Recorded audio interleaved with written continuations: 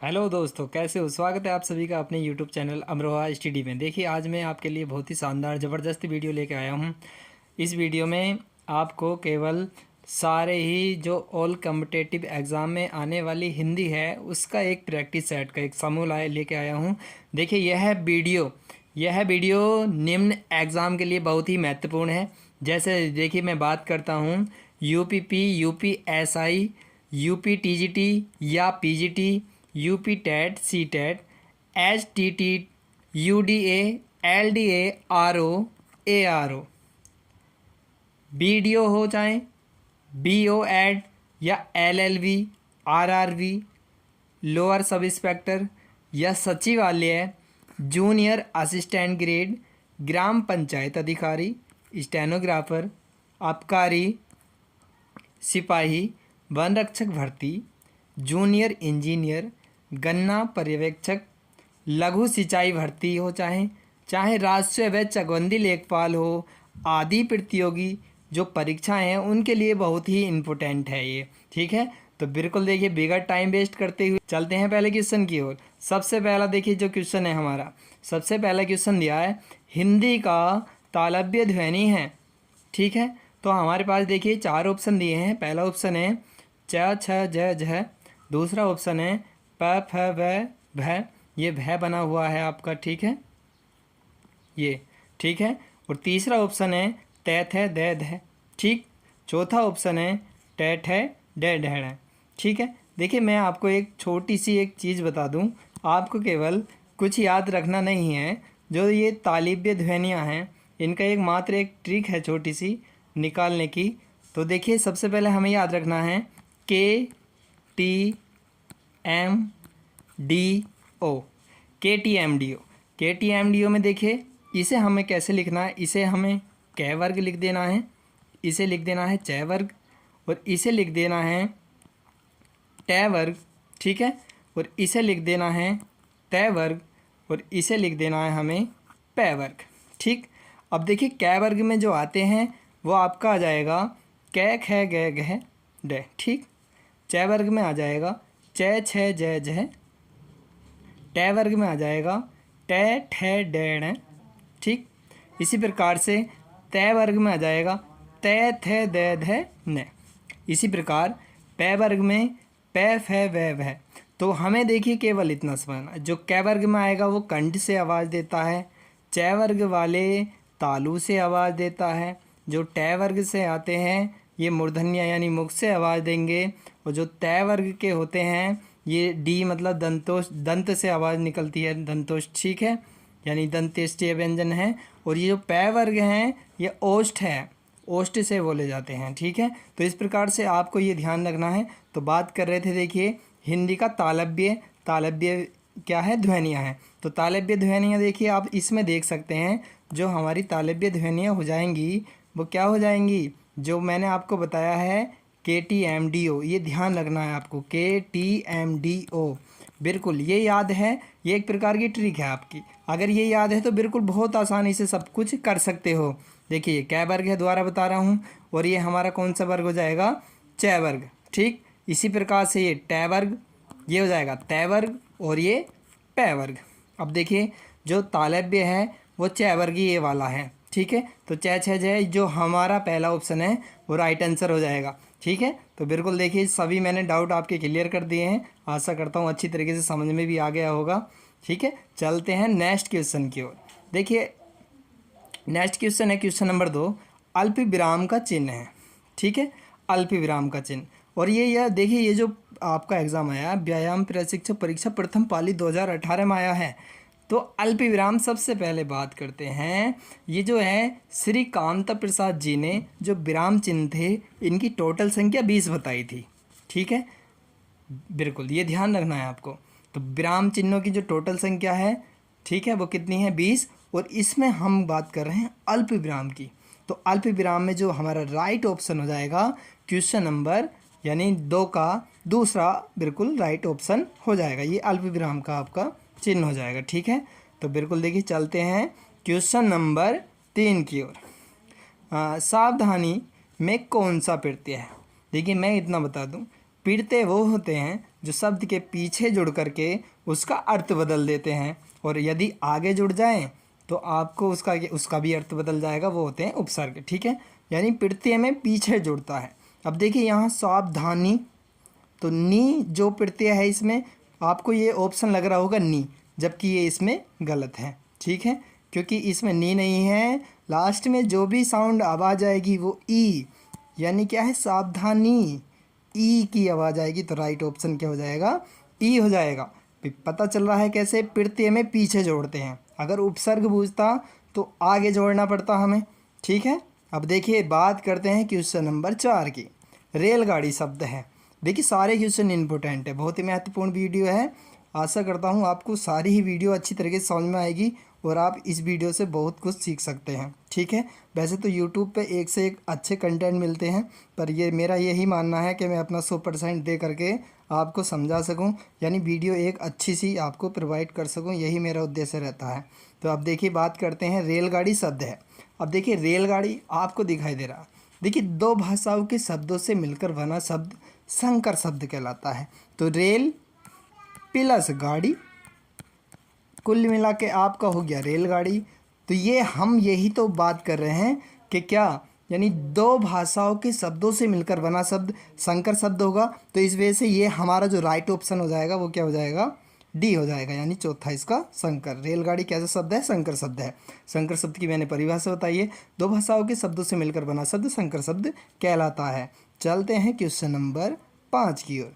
कवि का स्त्रीलिंग है, ये बहुत ज़्यादा पूछा जाता है, इतना इम्पोर्टेंट है। UP PCS pre 2013, UP SSC गन्ना पर्यवेक्षक परीक्षा 2016, खाद्य निरीक्षक।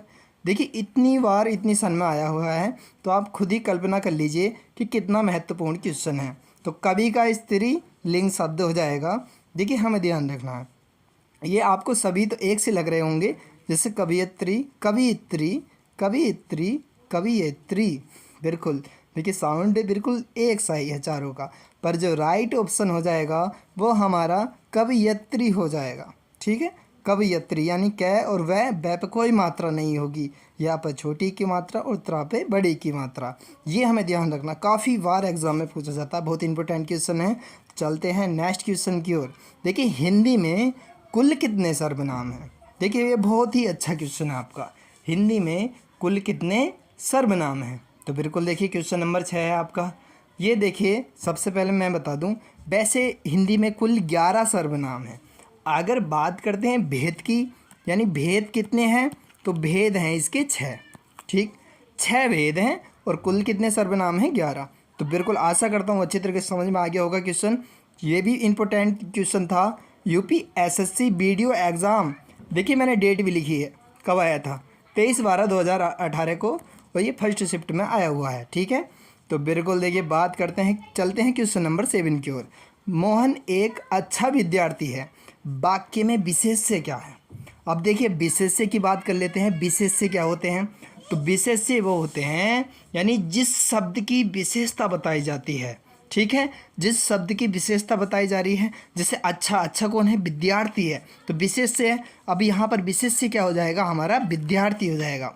विशेष्य की परिभाषा मैं बता रहा हूँ, जिस शब्द की विशेषता बताई जाती है वह विशेष्य कहलाते हैं। जैसे विद्यार्थी की विशेषता बता रहा है, विद्यार्थी कैसा है, अच्छा है। तो बिल्कुल आशा करता हूँ, आई होप आपको वीडियो समझ में आ रही होगी। अगर सेशन अच्छा लगे तो थोड़ा बहुत भी वीडियो को लाइक कर सकते हैं, ज़्यादा से ज़्यादा चैनल को सब्सक्राइब करिए, क्योंकि ताकि मेरी ऐसी वीडियो आप तक और पहुंच सकें। ठीक है, मैं बहुत अच्छी वीडियो बनाऊंगा आपके लिए, चाहे जीके की हो, हिंदी की हो।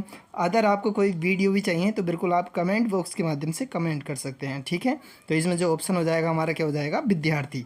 विद्यार्थी क्या है इसमें, यानी ये हमारा विशेष्य है। चलते हैं क्वेश्चन नंबर 8 की ओर।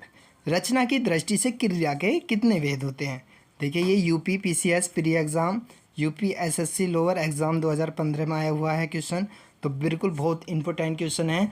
तो ये भी देखिए, क्रिया हम जानते हैं, रचना की दृष्टि से क्रिया के कितने भेद होते हैं, 2 प्रकार के।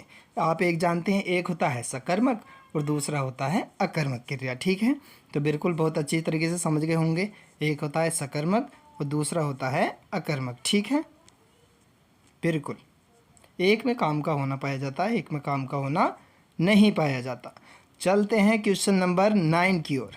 ठीक, 6 वर्ण किसके योग से बना है? यूपी, देखिए यूपी टीईटी 2013 जो फर्स्ट पेपर में आया हुआ ये क्वेश्चन है। तो देखिए ये जो है कैसा वर्ण है? 6। सबसे पहली बात है संयुक्त व्यंजन के अंतर्गत ये आता है। तो ये देखिए 2 वर्णों के मेल से बना हुआ है, यानी कै और से मिलकर के बनता है 6। बिल्कुल ठीक है, तो ध्यान रख लेना। बिल्कुल बहुत अच्छा इम्पोर्टेंट क्वेश्चन है। ठीक है, चलते हैं क्वेश्चन नंबर 10 की ओर। महाउदय, यानी महाउदय में कौन सा, यहाँ पर हमें बताना है ये किसके बराबर हो जाएगा? RTET 2011 में सेकंड पेपर में ये आया हुआ है। ठीक है, तो महाउदय ये हमारा हो जाएगा महोदय, और इसमें जो संधि हो जाएगी वो दीर्घ संधि हो जाएगी। दीर्घ संधि हो जाएगी। कैसे पता चल रहा है दीर्घ संधि है? देखिए जहाँ पर बड़ा आ, बड़ा ऊ आ जाए या बड़ा ए आ जाए, यानी इनमें से बड़ा बड़ा कुछ भी आ जाए हमें, या बड़ी ई की मात्रा आ जाए, तो हमें क्या कर देना है? वो दीर्घ लगा देना है। ठीक है, दीर्घ की यह पहचान है, बड़ा शब्द बन जाएगा। और देखिए एक ट्रिक मैं छोटी सी और बता दूं, यदि किसी शब्द पे 2 मात्रा आ जाएं, जैसे ये, ठीक है, जैसे मैंने तथेब लिखा है, ये तथेब लिख दिया, तो 2 मात्रा हैं, तो इसमें हो जाएगी हमारी कौन सी संधि? वृद्धि संधि। ठीक है, कैसी संधि? वृद्धि संधि, 2 मात्रा है। ठीक है, ये ध्यान रखना है। हाँ बिल्कुल, तो बड़ा बनेगा वो, तो ध्यान रखना है, ये इसमें वृद्धि संधि हो रही है। ठीक है, हाँ अब देखिए बात करते हैं आपकी। देखिए जो संधि होती हैं, संधि आप 3 प्रकार की होती हैं। ठीक है, जो आप अच्छी तरीके से अगर पढ़ रहे होंगे तो जैसे हमारा संधि के प्रकार, जैसे स्वर संधि पढ़ा होगा, व्यंजन संधि है, विसर्ग संधि है, इन्हें आप अच्छी तरीके से कंप्लीट कर लीजिए। और आगे देखिए मैं एक वीडियो भी बना सकता हूँ, यदि आप कमेंट बॉक्स के माध्यम से कमेंट करेंगे तो बिल्कुल मैं ट्रिकिंग माध्यम से आपको बताऊंगा वो सारी संधियाँ। तो बिल्कुल देखिए चलते हैं नेक्स्ट क्वेश्चन की ओर। यथाशक्ति में कौन सा समास है? यथाशक्ति, देखिए सबसे पहली बात, समास जो होते हैं हमारे, समास समझ लीजिए बहुत इंपॉर्टेंट है। देखिए वैसे यथाशक्ति का अगर विग्रह करते हैं तो शक्ति के अनुसार, यानी इसमें अव्ययीभाव समास है, यानी जो इसमें पहला शब्द होता है वो क्या होता है? उपसर्ग में जुड़ा हुआ होता है। ये भी हमें ध्यान रखना है, थोड़ा ट्रिक है। पर यथाशक्ति जो अव्ययीभाव समास है इसमें पूर्व पद प्रधान होता है। कौन सा पद? पूर्व पद। ठीक है, पूर्व पद क्या होता है? प्रधान होता है। ये भी ध्यान रखना है, पूर्व पद प्रधान होता है किसमें? अव्ययीभाव समास में पूर्व पद प्रधान होता है। अब देखिए बात करता हूँ मैं, जैसे आ जाए हमारा बहुवीर्य समास। ठीक है, बहुवीर्य समास, तो बहुवीर्य समास में दोनों पद प्रधान होते हैं, इसमें दोनों पद प्रधान होंगे, दोनों पद प्रधान होते हैं। ठीक है, किसमें? बहुवीर्य में। और इसमें जो है कौन सा पद? पूर्व पद प्रधान होता है। ठीक है, और अब आया है जो तत्पुरुष समास है हमारा। ठीक है, तत्पुरुष समास में उत्तर पद प्रधान होता है, उत्तर पद प्रधान होगा इसमें। ठीक है, बिल्कुल ध्यान रखना है। और ये है द्वंद्व समास, तो द्वंद्व समास में भी दोनों पद क्या होते हैं? प्रधान होते हैं। अच्छी तरीके से समझ लीजिए। ठीक है, तो यथाशक्ति में जो हो जाएगा शक्ति के अनुसार, और आपका जो बहुवीर्य है वो भी, उसमें भी जो है क्या हो जाएंगे? दोनों पद प्रधान। केवल अव्ययीभाव समास में पूर्व पद प्रधान होता है। ठीक है, और जो तत्पुरुष समास है उसमें उत्तर पद प्रधान, और जो हमारा दीर्घु समास है, दीर्घु समास में भी उत्तर पद प्रधान होता है। चलते हैं नेक्स्ट क्वेश्चन की ओर। देखिए रसाल शब्द का अर्थ है, रसाल शब्द क्या है? तो आप अच्छी तरीके से जानते हैं रसाल जो है ये आम का पर्यायवाची हो जाएगा। यूपीएसएससी आबकारी सिपाही भर्ती परीक्षा में आया है, इंपॉर्टेंट क्वेश्चन है। अब देखिए चलते हैं नेक्स्ट क्वेश्चन की ओर। स्थावर का विलोम शब्द है, स्थावर कई बार पूछा गया है, यूपीपी में कई बार आया है, तो स्थावर का क्या हो जाएगा? जंगम। ये यूपीपीसीएस 2015 में आया हुआ क्वेश्चन है हमारा। ठीक है, चलते हैं नेक्स्ट क्वेश्चन की ओर। देखिए व्योम का पर्यायवाची शब्द नहीं है। व्योम का जैसे अंतरिक्ष है, अंबर है, नभ है, तो बिल्कुल आप अच्छी तरीके से जानते हैं ये व्योम मतलब पीयूष का नहीं है। ठीक है, क्वेश्चन नंबर जो 14 है पीयूष इसमें राइट ऑप्शन हो जाएगा। अब बात करते हैं क्वेश्चन नंबर 15 की। क्वेश्चन नंबर 15, चिकना खड़ा होना मुहावरे का सही अर्थ है। देखिए इसमें हो जाएगा, ये जो है बात करते हैं चिकना खड़ा होना, तो हमारा निर्लज्ज होना, इसमें राइट ऑप्शन निर्लज्ज होना हो जाएगा। चलते हैं क्वेश्चन नंबर 16 की ओर। निम्नलिखित में से कौन सा एक शब्द तद्भव नहीं है, यानी तद्भव नहीं है, तद्भव नहीं होना चाहिए वो, ठीक है। अब देखिए तद्भव क्या होता है और तत्सम क्या होता है। तत्सम जो शब्द होते हैं संस्कृत के शब्द होते तो तद्भव भी संस्कृत के शब्द हैं, पर हम उन्हें ज्यों का त्यों बोलते हैं, जो अपनी भाषा में बोलते हैं हम वो तद्भव शब्द का ही ज़्यादा उपयोग करते हैं, ठीक है। तो जो तत्सम शब्द होते हैं वो संस्कृत के होते हैं, ध्यान रखना है। तो यहाँ पर जो निम्नलिखित में कौन सा एक शब्द तद्भव नहीं है, तो हमारा जो राइट ऑप्शन हो जाएगा क्वेश्चन नंबर 16 का, देखिए इसमें हो जाएगा तस्कर, ठीक है। तस्कर, बिल्कुल तस्कर जो शब्द है ये तत्सम शब्द है, बिल्कुल ये हमारा राइट ऑप्शन हो जाएगा। सही वर्तने वाले शब्द को चुनना है, और ये रेलवे एग्ज़ाम 2005 में आया हुआ क्वेश्चन है। अब देखिए यह शारीरिक होता है, शारीरिक होता है, ये शारीरिक शारीरिक होता है। तो हमारा जो तीसरा राइट ऑप्शन हो जाएगा सा और रा पे बड़ी की मात्रा, फिर रा पे ही छोटी की, और ये क्या हो जाएगा, ठीक है। आप देख रहे होंगे कि इन दोनों में देखिए ये तो समान लग रहा है, नहीं, इस वाले रै पे बड़ी की मात्रा है, ये बड़ी की मात्रा है, और यहाँ पर छोटी की मात्रा लगी है, ठीक है। तो हमारा जो राइट ऑप्शन हो जाएगा, अच्छी तरीके से समझ लीजिए आप, जो हमारा राइट ऑप्शन हो जाएगा, बिल्कुल देखिए जो राइट ऑप्शन हो जाएगा वो हमारा क्या हो जाएगा, शारीरिक, ठीक है। बिल्कुल ध्यान देना अच्छे से। अब क्वेश्चन नंबर 18 की बात करते हैं। दिन और दीन शब्द युग्म का सही अर्थ क्या है। देखिए दिन माने क्या होता है और दीन क्या होता है। तो दिन होता आएगा आपका, देखिए पहला ऑप्शन मुझे ठीक ठाक लग रहा है, दिन क्या हो जाएगा, दिवस, और ये वाला जो दीन है ये क्या हो जाएगा, गरीब, ठीक है। तो आपका जो राइट ऑप्शन हो जाएगा दिवस, और क्या हो जाएगा, गरीब। यही हमारा पहला सम्मेलन बिल्कुल ठीक बैठ रहा है, ठीक है। तो इसका जो राइट ऑप्शन हो जाएगा फर्स्ट ही हो जाएगा। वैसे इसके देखिए 4 ऑप्शन और थे, आप देख सकते हैं। चलते हैं क्वेश्चन नंबर 19 की ओर। निम्नलिखित में से शुद्ध वाक्य चिन्हित कीजिए, यानी जो शुद्ध वाक्य है उसे हमें लिखना है। उसके प्राण निकल गए, दूसरा हमारा ऑप्शन है उसका प्राण निकल गया, तीसरा ऑप्शन है उसका प्राण पखेरु उड़ गया, चौथा ऑप्शन है प्राण उसका ख़त्म हो गया। तो देखिए आप अच्छी तरीके से समझ रहे होंगे, ये देखिए जो हमारा अर्थपूर्ण है, यानी तर्क जिसमें सही बैठ जाए वही हमारा अच्छा आंसर होता है। तो बिल्कुल इसमें अपना थोड़ा माइंड का उपयोग करना है। जैसे उसके प्राण निकल गए, उसका प्राण निकल गया, ऐसा तो आपने नहीं सुना, ये भी गलत हो जाएगा। उसका प्राण पखेरु उड़ गया, बिल्कुल नहीं। प्राण उसका ख़त्म हो गया, ये भी बिल्कुल गलत। तो यानी पहला ऑप्शन हमारा बिल्कुल सही हो जाएगा। देखिए क्वेश्चन नंबर चलते हैं 20 की ओर। युय उत्सव का अर्थ है, BHUM एग्ज़ाम 2014 में आया हुआ क्वेश्चन है, बहुत ही महत्वपूर्ण क्वेश्चन है। तो देखिए सबसे पहले हमें जो ऑप्शन दिया है, दूसरों को हंसाने वाला, या युद्ध का इच्छुक, योग का इच्छुक, या रचना का इच्छुक। तो हमारा जो राइट ऑप्शन हो जाएगा युद्ध का इच्छुक। तो ये था हमारे टॉप 20 क्वेश्चन। बिल्कुल आशा करता हूँ आपको वीडियो अच्छी तरीके से समझ में आई होगी। अगर वीडियो थोड़ी बहुत भी अच्छी लगी हो तो वीडियो को लाइक करना, चैनल को सब्सक्राइब करना, और वीडियो को ज़्यादा से ज़्यादा शेयर करना। मिलते हैं नेक्स्ट वीडियो में, इसी से अच्छी और वीडियो बना के लाएंगे आपके लिए। तब तक आप अच्छे रहें, खुशहाल रहें।